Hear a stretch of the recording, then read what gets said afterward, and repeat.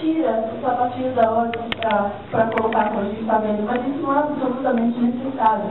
Você pode ensinar com a ordem fixa, tanto faz.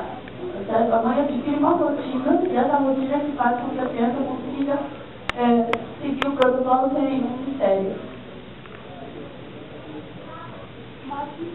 Martin, can you comment on this part of the treatment? Come on. O Martin veio dos Estados Unidos, então, simplesmente porque o filho dele teve 14 foi corrigido.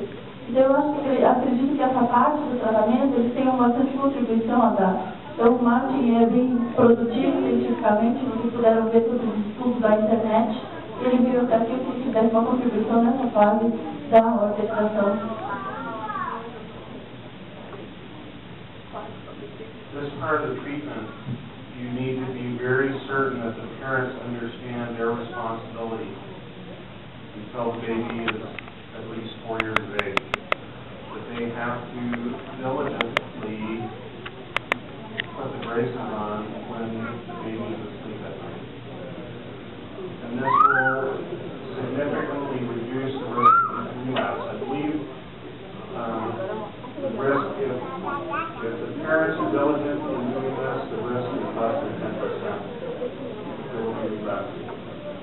Whereas if they don't, I can't remember the exact percentage, but I think it's in excess of 50% plus, so will relapse without the braces. So it's like the parents have to be your partners in this. You have to remind them every time they come to see you that they have a lot to do with what ultimately happens. Thank you.